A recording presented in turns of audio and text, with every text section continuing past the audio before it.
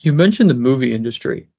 Yeah. I actually went and watched a movie this week, um, so that I could kind of get a better picture of the reality of the world, right?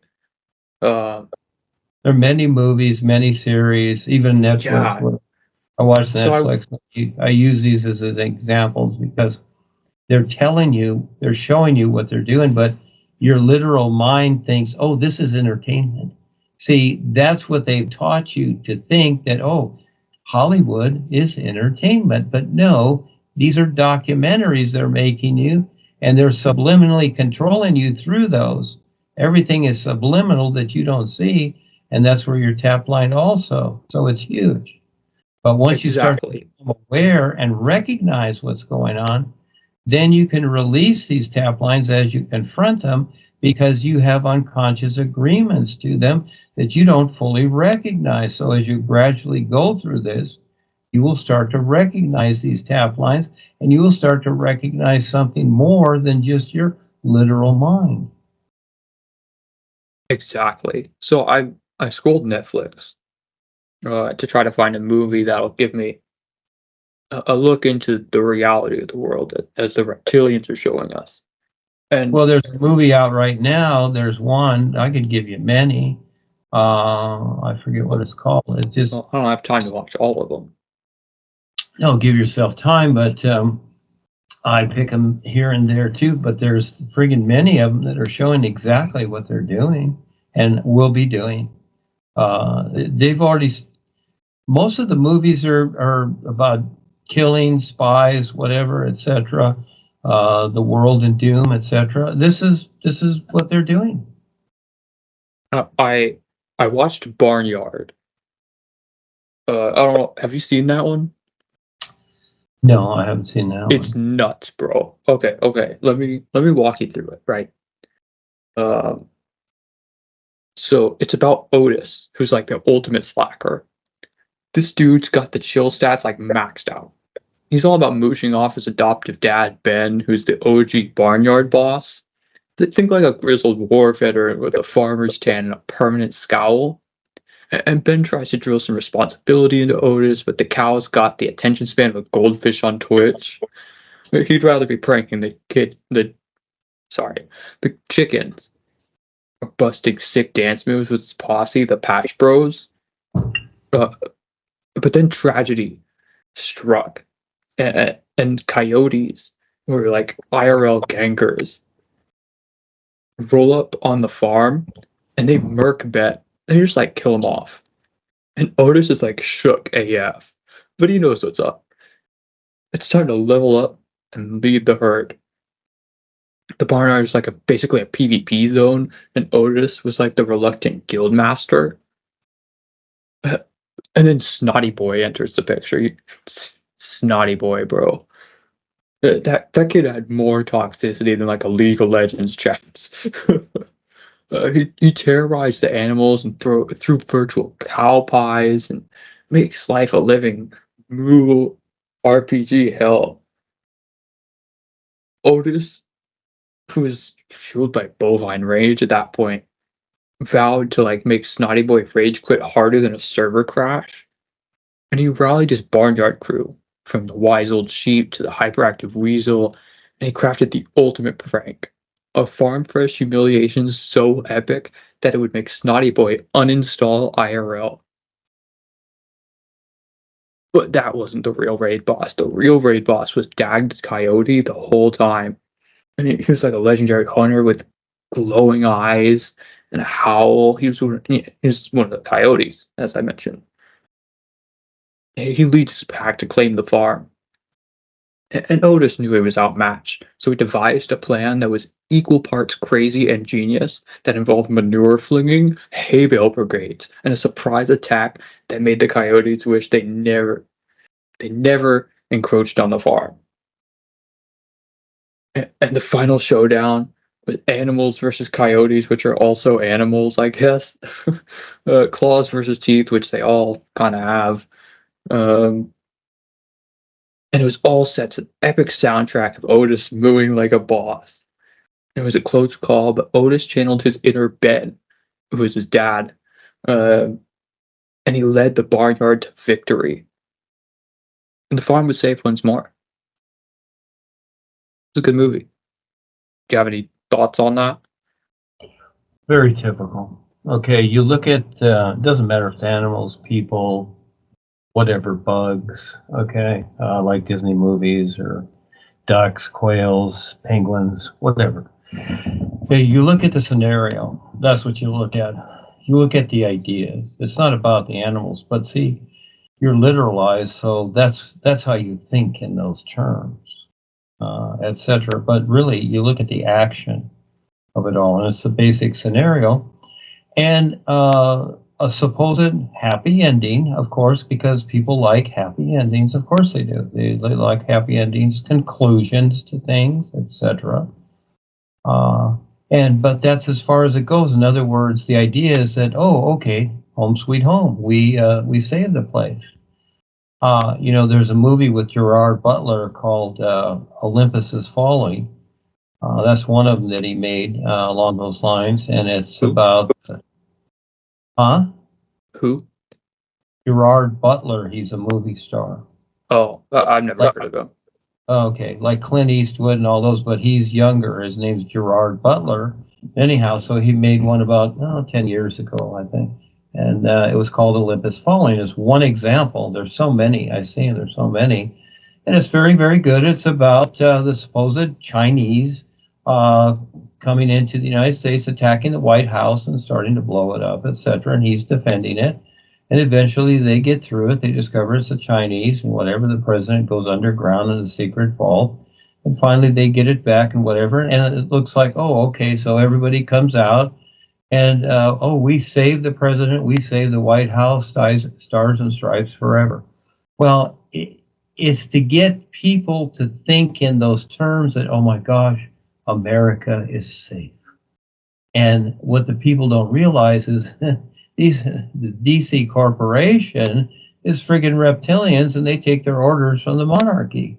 But they project the idea that, oh my gosh, that, we have to preserve America and the idea of America and the president of the White House, because this is where we are. We are American.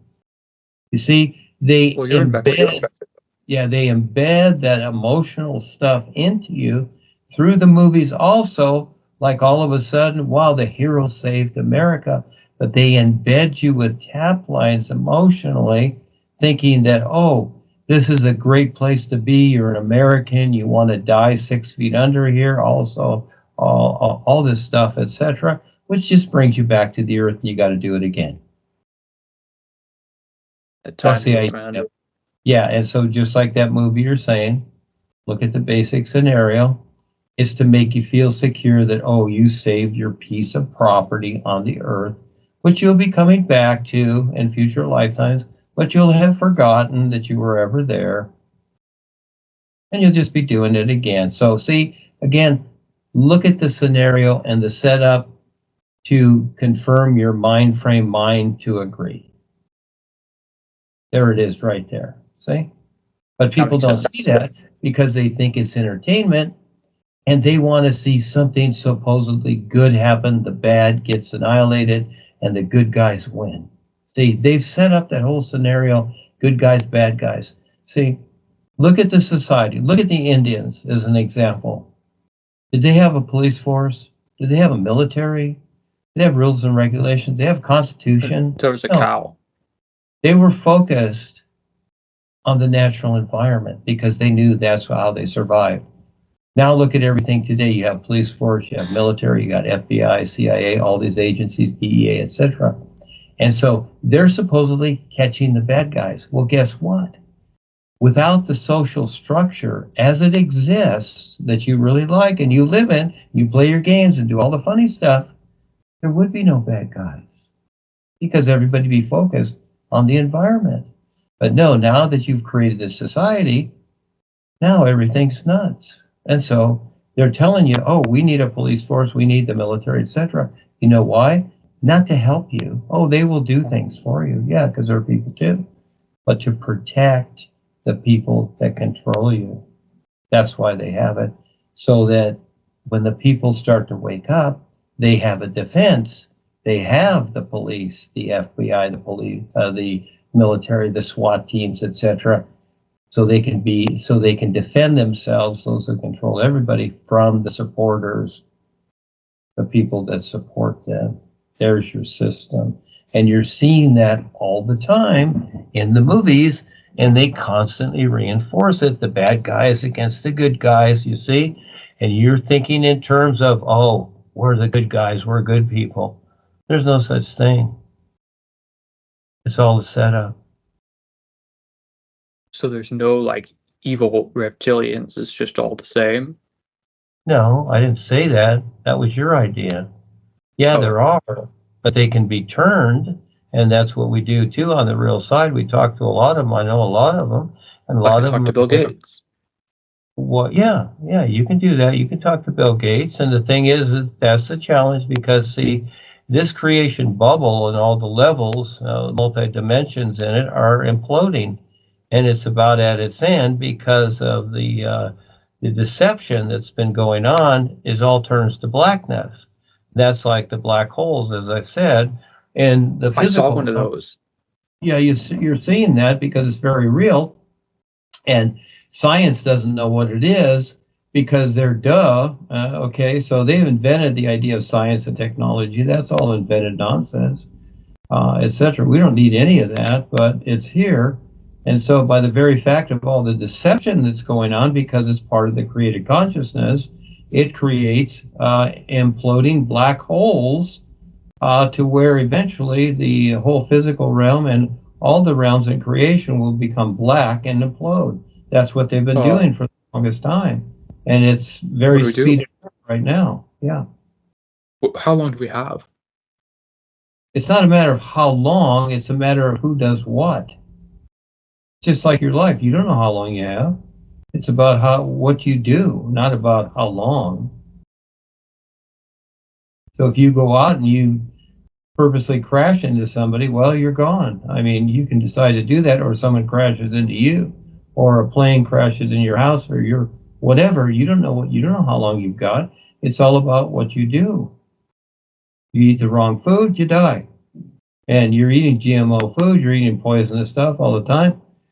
Actually, anytime now. Plus all the chemtrails, the radiation, etc. How long are you going to survive in this? You think you're going to be okay? Sounds like just like a day. Yeah, you're on the border. Everybody is here.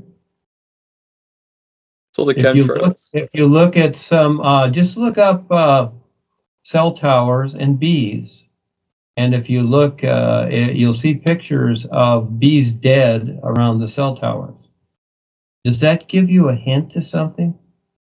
Just look it up. You'll see pictures. Bees also die. Yeah, around cell towers, and birds falling from the sky. That's from HAARP, because they hit the billion watts that's going through the sky. And the news reports, gee, we don't know why these birds fell from the sky. We don't know why all these dead fish are on the shoreline. Well, that's because of what's taking place is killing everything. And it's right in front of you, and people are going, gee, we don't know. So we look to the scientists who are lying to us. All right, again, okay, what's the idea here? All right, do the new you before you go to bed. Ask to be shown what it is that can help me with these poisons in my body, and you'll be shown. Yeah, I knew about all this stuff, 9/11, everything. I already knew all this stuff was coming. It's a bigger picture. There's a lot of people involved, and so again, and there's going to be a lot more. Just like Hawaii and Maui and Acapulco and all that destruction. That's all HAARP. That's all the U.S. government destroying everything, burning up the forest, California, the rest of the world, starting the wars in the Ukraine and Israel, etc. That's all the DC corporation doing that.